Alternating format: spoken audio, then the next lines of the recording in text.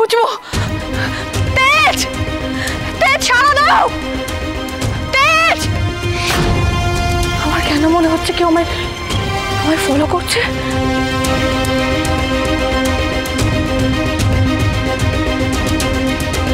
কেউ তো নেই। তেজ, তেজ, তেজ তুমি কোথায়?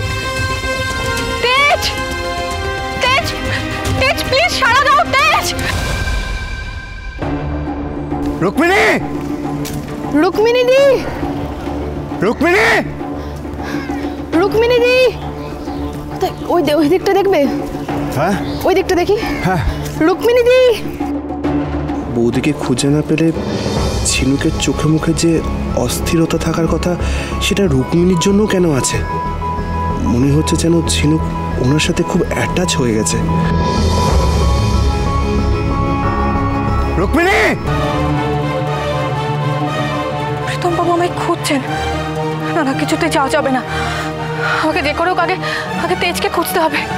সামনেই তো হাইওয়ে, অনেক গাড়ি ঘোড়াও যাচ্ছে। যদি তেজের কিছু হয়ে যায়।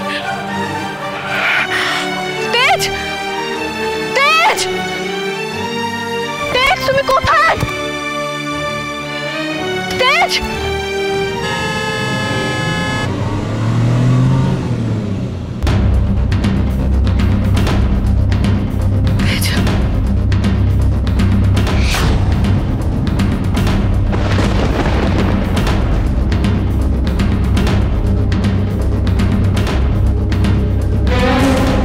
রুক্মিণী,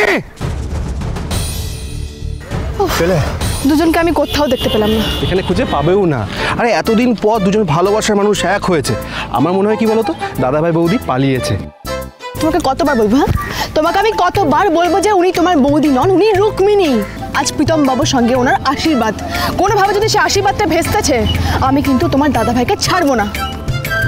ঝিনুক খোঁজো না, আমি তো তোমাকে খুঁজতে বাধা দিচ্ছি না। খোঁজো, দেখো কোথায় আছে। আমি নিশ্চিত রুক্মিণীর কোনো বিপদে পড়েছে। একবার পুলিশে ফোন করিস। হ্যাঁ হ্যাঁ।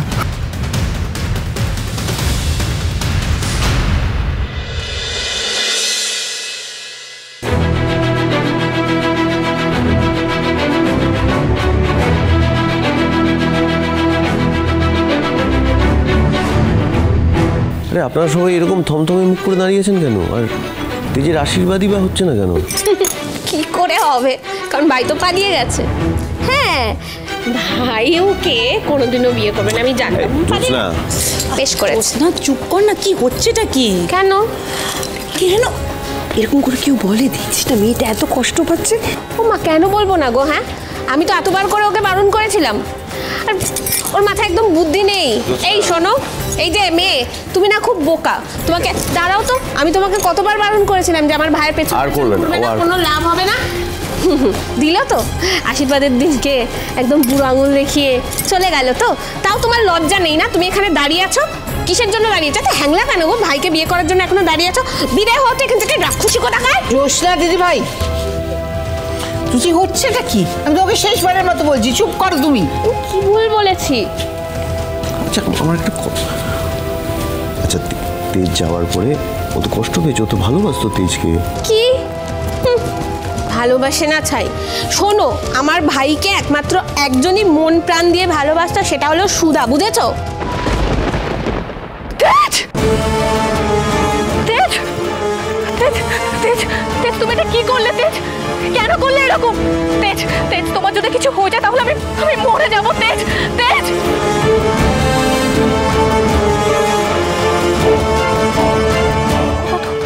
কত চিহ্ন দেখতে পাচ্ছি না। তাহলে কি তেজ অজ্ঞান হয়ে গেল? তেজ, তেজ বলো না তুমি ঠিক আছো? ওঠো না তেজ, তেজ ওঠো না, তুমি ঠিক আছো?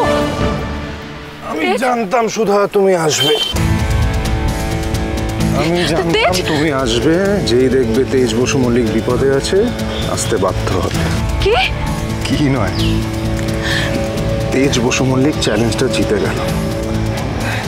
তার মানে মরে যাওয়ার কথা বলা, বাড়ির থেকে ওভাবে ছুটে বেরিয়ে আসা, সব তোমার নাটক ছিল? অফকোর্স, কারণ নাটক ছাড়া কোনো উপায় ছিল না।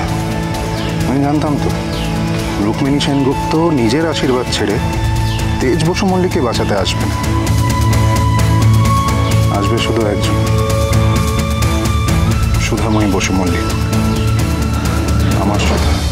बात दिल की नजरों ने की, सच कह रहा तेरी कसम। তাই নাকি? হ্যাঁ। সুধা ভালোবাসতো? যদি এতই ভালোবাসতো তাহলে ছেড়ে চলে গেল কেন?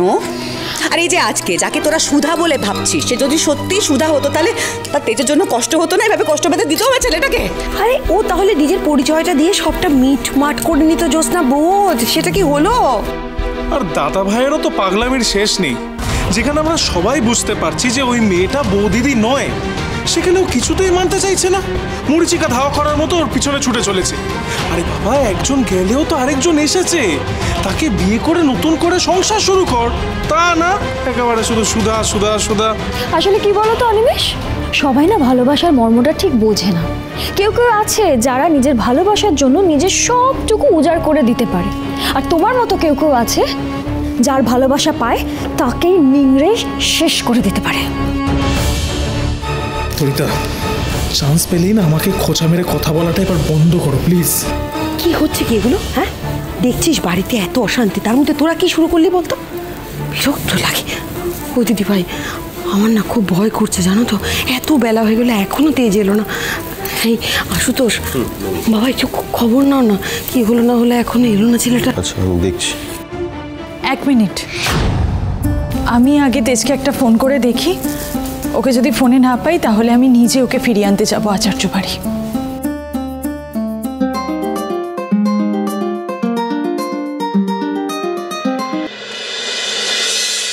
হ্যালো। হ্যালো অফিসার, আমি প্রীতম সিংহ রায় বলছি।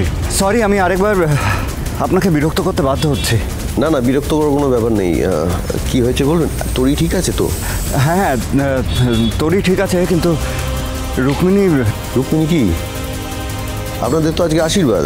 আসলে ওই আশীর্বাদের সময় হঠাৎ করে তেজ বসু মল্লিক ওখানে চলে আসেন। আর পারছি না, এই জীবন, এই যন্ত্রণা সহ্য করতে পারছি না রে।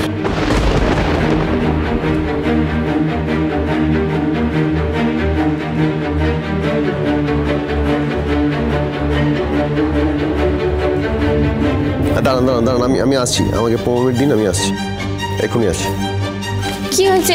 কার ফোন এসেছিল? কি হয়েছে? প্রীতম বাবু বলছেন রুক্মিণী মিসিং, আর সাথে তেজ। কি বলছো? কি মজা! তার মানে ওরা একসাথে পালিয়ে গেছে। Thank you thank you thank you গদনাথ, থ্যাংক ইউ থ্যাংক ইউ। না, এবার নিজের বউয়ের আশীর্বাদ তো আমি অন্য কারোর সাথে হতে দিতে পারি না, তাই একটু মিথ্যের আশ্রয় নিতে হলো। আবার তুমি আমায় ঢোকালে। এবারে চিটার, এবারে ছাড়ো ছাড়ো আমাকে, ছাড়ো না। আবার যখন পেয়েছি তখন তো পালাতে পারবে না শুধু এই জন্ম না, আগামী 7 জন্ম তেজ বসু মল্লিক তোমাকে কারোর হতে দেবে। দেখুন, আপনি যদি আমাকে না ছাড়েন তাহলে কিন্তু আমি চিৎকার করে লোক ডাকবো, চিৎকার করে এক্ষুনি লোক ডাকবো। ঝুঁকি দেবো না আমি, দেবো না শোভা। तेरे बिन अब न लेंगे कभी दम, तुझे कितना चाहने लगे हम, तेरे साथ हो जाएंगे खत्म, तुझे कितना चाहने लगे हम। চলুন, দেরি হচ্ছে, চলুন। আমি যাবো না, কোথাও যাবো না আমি। কি ব্যাপার ম্যাডাম, এই লোকটা আপনাকে বিরক্ত করছে নাকি? হ্যাঁ, এটা আমাদের পার্সোনাল ব্যাপার, আপনারা যান এখান থেকে। একটা মেয়েকে মাঝ রাস্তায় বিরক্ত করছে, তার হাত বেঁধে রেখেছেন, আবার পার্সোনাল ম্যাটার দেখাচ্ছে না। ধর ওকে। ম্যাডাম, আপনি আমাদের সাথে বাইকে চলুন, আমরা আপনাকে ঠিকভাবে ছেড়ে দেবো। সুধা, তুমি কোথাও যাবে না। সুধা!